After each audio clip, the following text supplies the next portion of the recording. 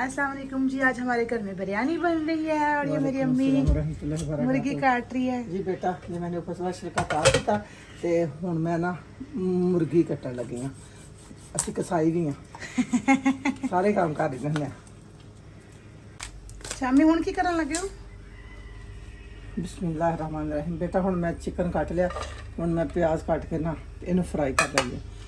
मैं चूल्हा बालन लगी हां। टिक टिक खराब हो गया थोड़ा? जी ये खराब हो गया।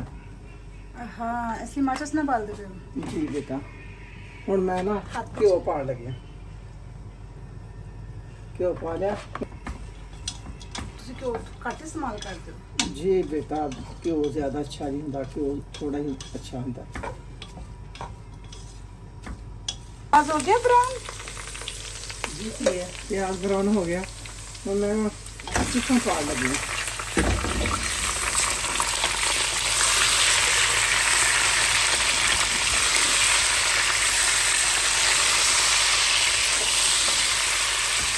पहले चिकन थोड़ा ब्राउन करोगे? जी थोड़ा सा ब्राउन करूँगी इसको, फिर बताया चीज़ें डालूँगी।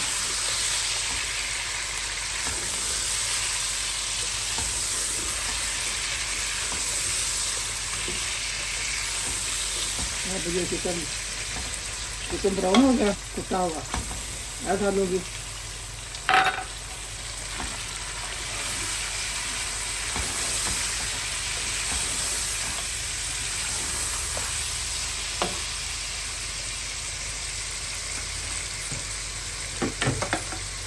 ये मैंने पटाटो बता दिए, पटाटो और चिकन वाली बिरयानी बना दी।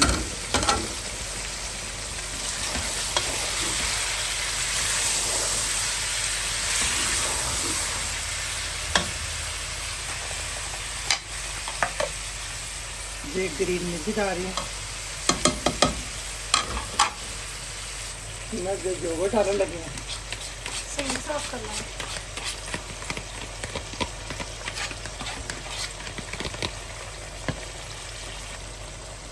लाल मिर्च कुटी हुई पान लगी हाँ 2 चम्मच।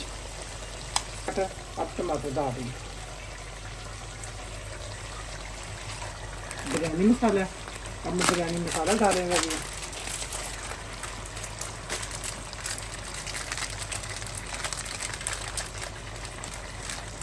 एक बिरयानी मसाला डालूंगी। 2 नींबू कटे हैं, इसको मिक्स करते हैं।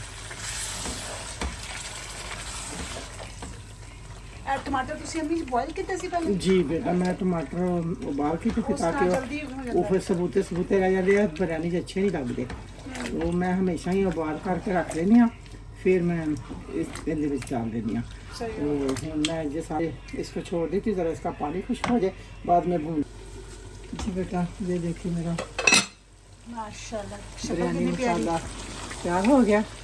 तो मैं हूँ एक चम्मच जीरे का पान लगी हाँ। माशाल्लाह खुशबू कितनी प्यारी आ रही है। माशाल्लाह माशाल्लाह। ये देखिए मेरा बिरयानी मसाला तैयार हो गया। ये देखिए 2 चम्मच आय डाल देनी है। चावला जो आप भी पत्ते पान में खुशबू आती है। जी जी मिक्स मसाला सारियां हर चीज़ डाले लगेगा। ढक दिता, उबल वास्ते रख दिता। घंटा पहले ही भेज दे दिया ताकि अच्छे तरीके से लंबे लंबे फिर होंगे, बड़े मज़े के बनते हैं। आप बेटा हम चावल उबल गए ने, मैं पानी कढ़न लगी हाँ।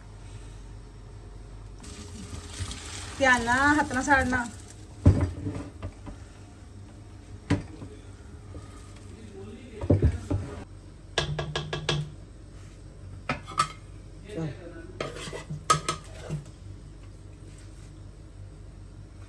बेटा मैं हुण ਇਹਦੇ ਵਿੱਚ ਨਾ ਮਸਾਲਾ ਪਾਣ ਲੱਗੀ ਆ ਜਿਹੜਾ ਮੈਂ ਤਿਆਰ ਕਰਕੇ ਰੱਖਿਆ ਸੀ।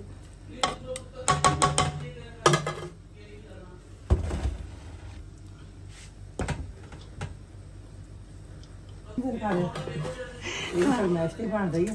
खाने दिल कर, इतनी अच्छी खुशबू आ रही, दिल कर मैं फटाफट माशाल्लाह बहुत प्लेट मजे भर की के खा ला। माशाल्लाह माशाल्लाह तैयार होएगी तो ਤੁਹਾਨੂੰ ਦਿਖਾਵਾਂਗੀ। अम्मी सालन दे उस जी ये हो गए चावलों पे और मैं- तय लग गई है। जी, मेरे को पुदीना नहीं है आज, वो मैंने नहीं डाला। ठीक है, ये देख रहे असल में मैंने पुदीना मंगवाना भूल गया सी। जी। ये मैं अब दम पे लगा लगी हूँ। हल्की आंच पे कितनी मिनट तक लाना है? ये 15 मिनट दे। अच्छा 15 मिनट तक। जी जी।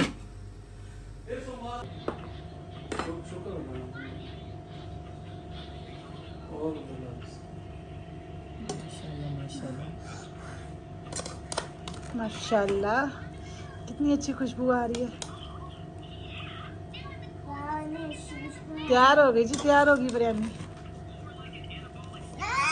माशाल्लाह माशाल्लाह बिरयानी देखो तैयार होगी। माशाल्लाह माशाल्लाह कितने मज़े की तैयार हुई है। बिस्मिल्लाहिर्रहमानिर्रहीम।